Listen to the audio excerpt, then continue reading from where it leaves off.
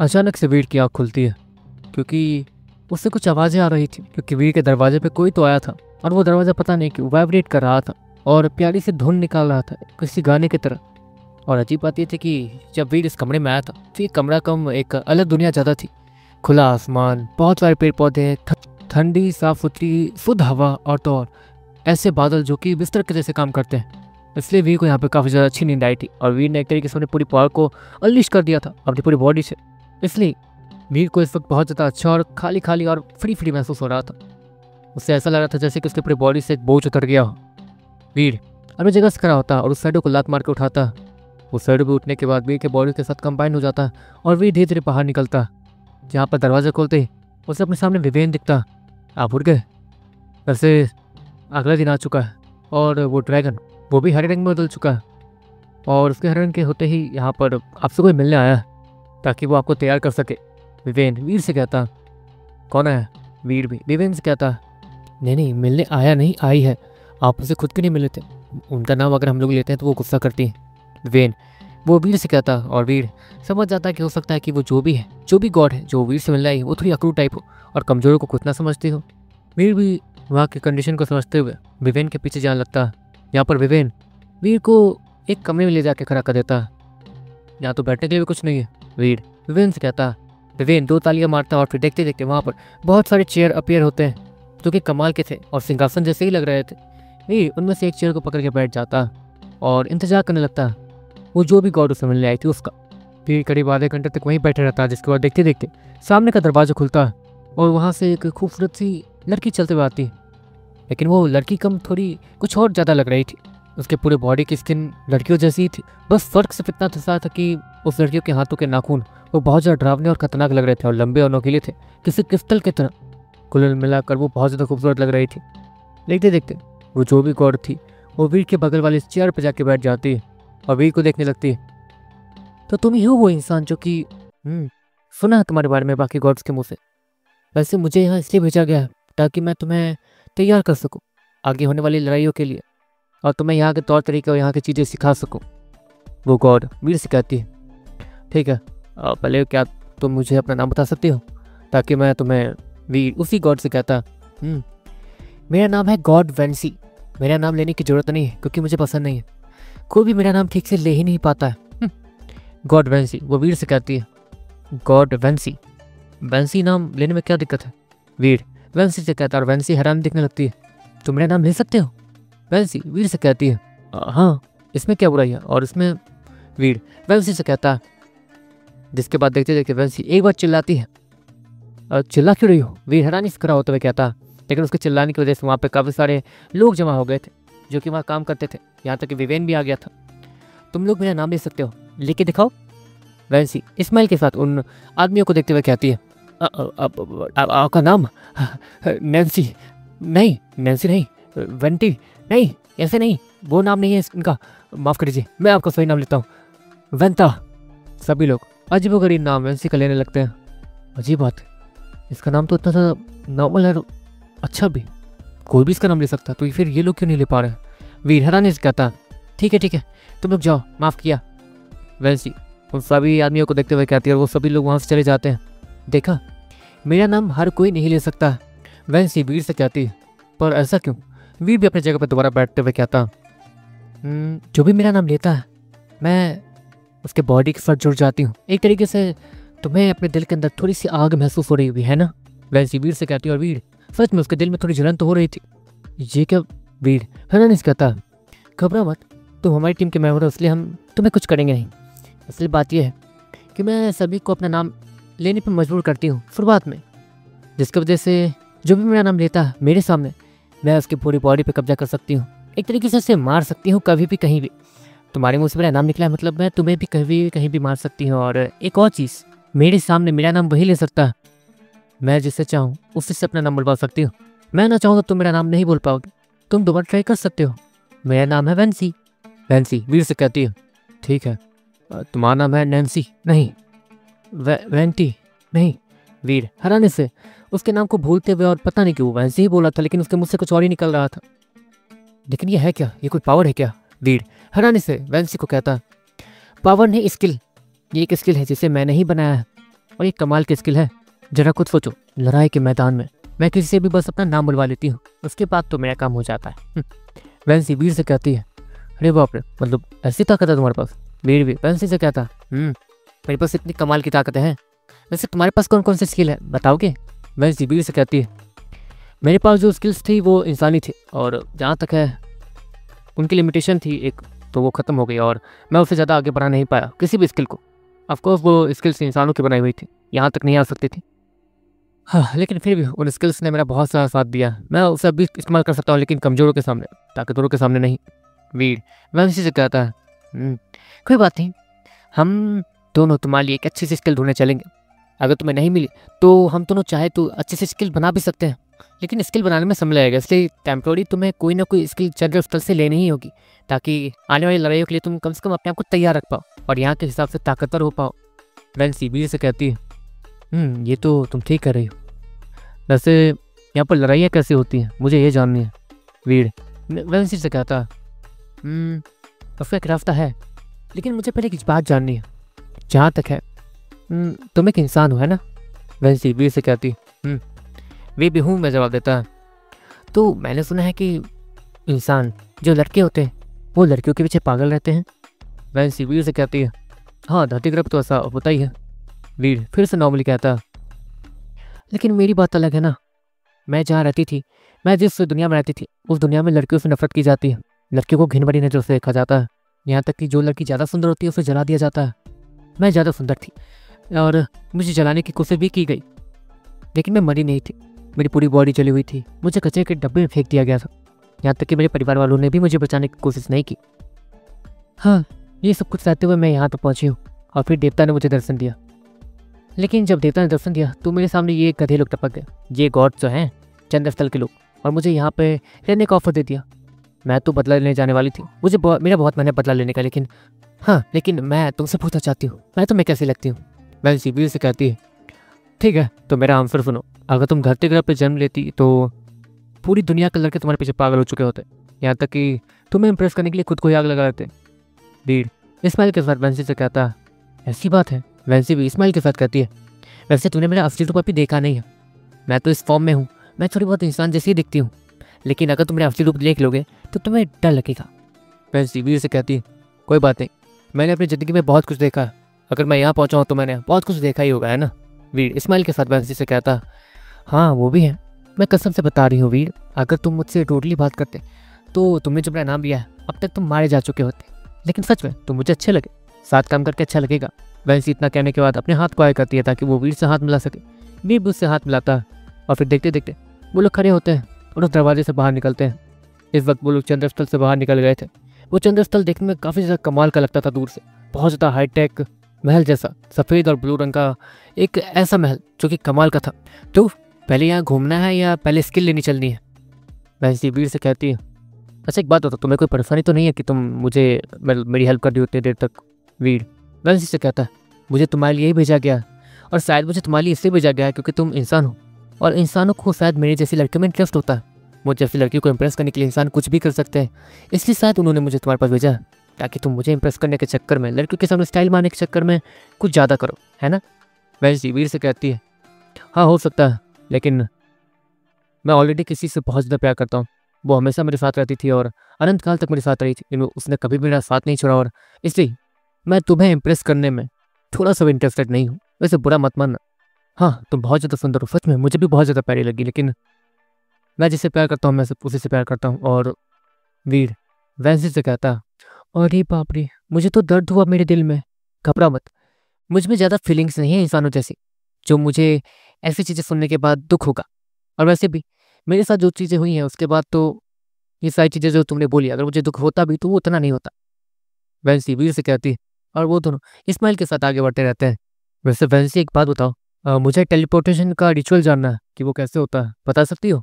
वीर वैंसी से कहता, अरे बाप रे, अपनी बीवियों की इतनी याद आ रही है। वैसे मुझे बताया गया कि तुम्हें अभी वो रिचुअल ना सिखाया जाए, पर तुम अपनी बीवियों को भी यहाँ ले आओगे। सच सच बताओ तो मैं तुम्हारी बीवी से मिलना चाहती हूँ, और मेरी जैसी सुंदर लड़की जिसे तुम देखते रह गए थे फिर भी मुझे मना कर दिया। वैंसी वो थोड़ा सा शर्माते हुए कहती है, देखो ऐसा करना बंद करो, मुझे पता है तुम नाटक कर रही हो। वीर भी वैंसी से कहता है, हाँ ठीक है, लेकिन मैं तुम्हें बता देती हूँ, अभी टेलीपोर्टेशन वाली रिचुअल तुम्हें मैं नहीं सिखा सकती हूँ जब तक तुम यहाँ के हिसाब से तैयार ना हो जाओ। वरना पता चला कि, वैसे मुझे पता है कि तुम अपनी फैमिली के लिए बहुत कुछ कर सकते हो, इसलिए ये चीज़ मुझे बताई गई है। जब तक तुम ताकतवर ना हो जाए, तब जब तक तुम सब कुछ ना सीख जाओ तब तक तुम वापस नहीं जा सकते हो। और इसलिए तुम्हें अब ताकतवर बनना होगा ही, और यहाँ के हिसाब से यहाँ की चीज़ों को सीखना होगा ही। वैसे वीर से कहती है, समझ गया तुम लोगों का प्लान, मतलब मेरे परिवार का। ठीक है, मैं समझ गया। वीर अपने दोनों हाथों को खड़ा करते हुए कहता, जैसे कि वो हार मान रहा हो, ये देखो, यह है चंद्र स्थल का वो दरवाजा जिसके अंदर अगर तुम जाओगे तो तुम कमाल की ताकत के साथ ट्रेनिंग कर सकते हो। इस जगह को इसलिए बनाया गया है ताकि हम लोग उस हिसाब से ट्रेनिंग कर पाए, ताकि हम लोग यूनिवर्सेस को भी बचा सके और सामने मौजूद दुश्मनों से भी लड़ सके। वैंसी वीर से कहती है, तो फिर चल के देखें। वीर वैंसी से कंफर्म करते हुए कहता, चलती हूँ लेकिन मेरा मन नहीं है प्रैक्टिस करने का। वैंसी वीर से कहती है, अरे लेकिन तूने तो मुझे कहा कि अभी दिखाओगी सब कुछ। वीर वैंसी से कहता, दिखाऊंगी दिखाऊंगी, लेकिन यहाँ मेरा मन नहीं है जाने का। वैंसी फिर से वीर से कहती है, अच्छा एक मिनट, तुम अपने दुश्मनों से अपना नाम बुलवा कर उन्हें मार देती हो, लेकिन लड़ाई शायद तुम उसमें बहुत ज़्यादा कच्ची हो, है ना? वीर इस्माइल के साथ कहता है, क्योंकि उसने वैंसी की चोरी को पकड़ लिया था। हाँ हाँ ठीक है, तुम भी होशियार हो। वैंसी वीर से कहती है, वैसे क्या तुम अपनी वाइफ को देखना चाहोगे? वैंसी वीर से कहती है, और वीर इतना एक्साइटेड दिखने लगता है, अरे हाँ हाँ क्यों नहीं, मुझे भी देखना है कि वो क्या कर रही है। वीर थोड़ा सा स्माइल के साथ वैंसी से कहता है।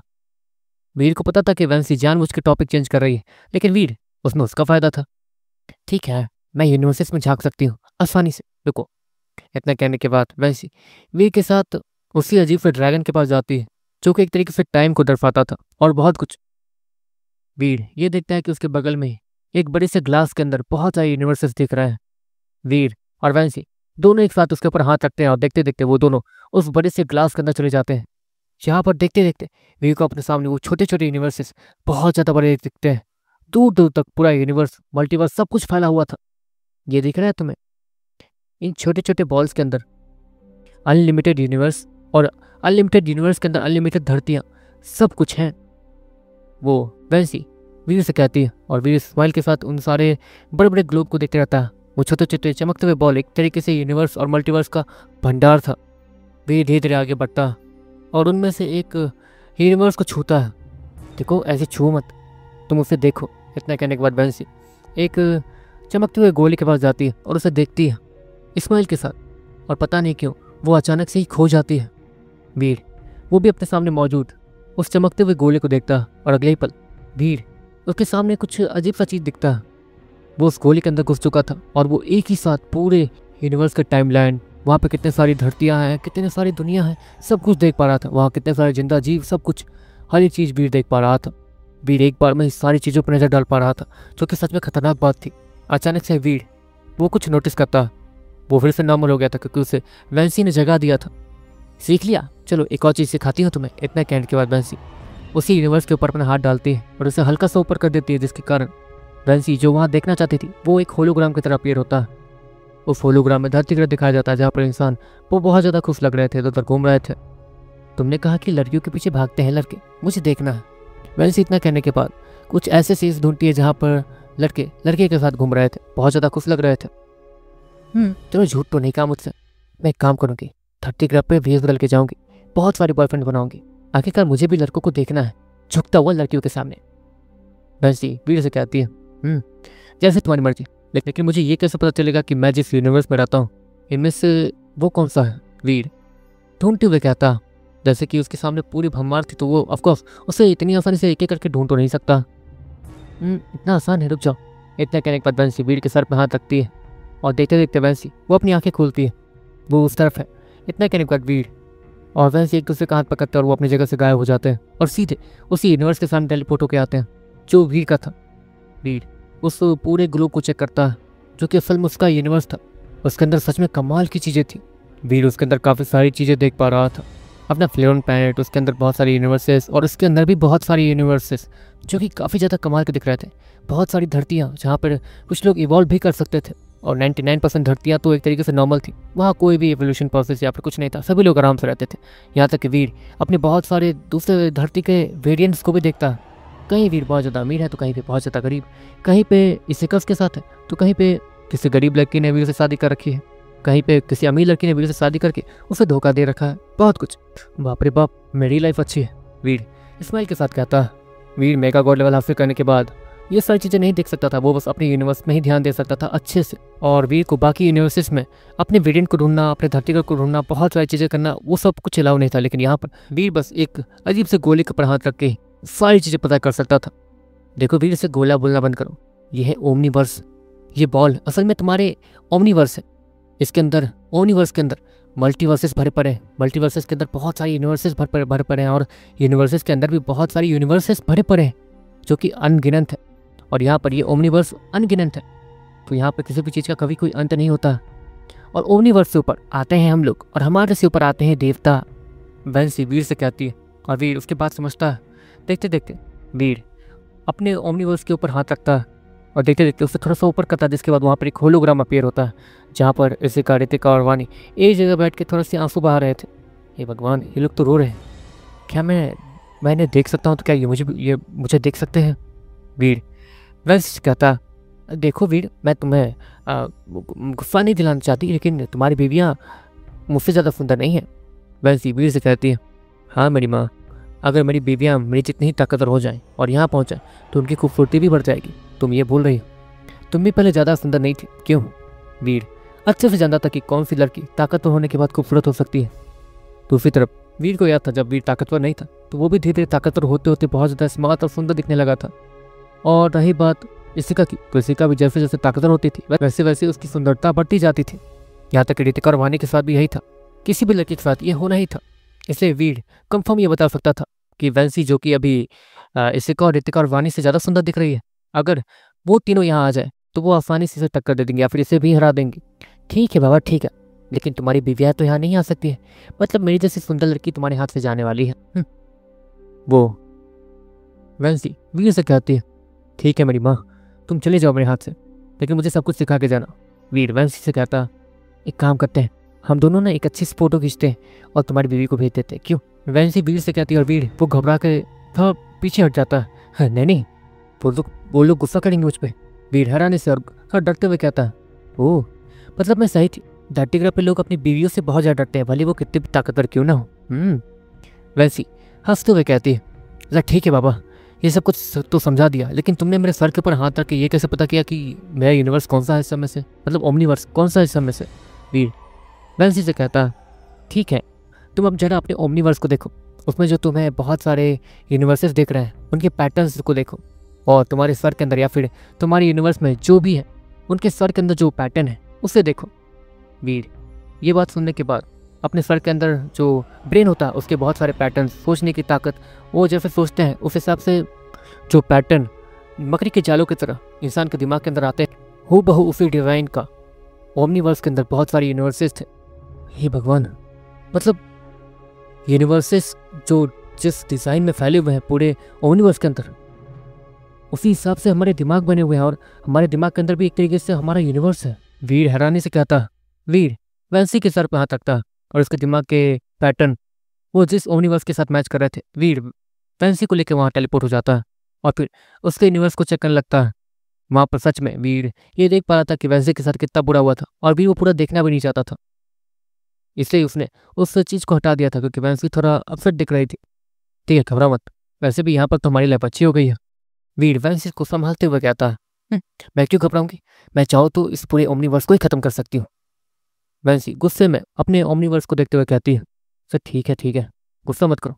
वैसे मैंने देखा कि वहाँ पर अभी वो सारी चीज़ें होती हैं जो कि यहाँ पर, लेकिन कैसे बता रहा हूँ, अगर ये चीज़ें धरती ग्रह पे होती तो अब तक तो उन इंसानों को मार दिया गया होता जो कि लड़कियों के साथ गलत करते हैं। वीर वैंसी से कहता, सच में? वैंसी हैरानी से वीर को देखते हुए कहती है, धरती ग्रह पे ऐसा ही होता है।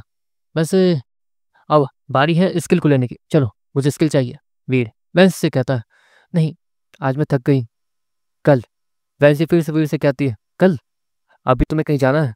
वीर वैंसी से कहता, मुझे बस एक काम है। वैसे तुम चाहो तो तुम भी चल सकते हो, वैसे भी यहाँ आराम करके करोगे ही क्या, और एक ही बार में सारी चीज़ें सीखना ये भी तुम्हारे लिए हानिकारक हो सकता है।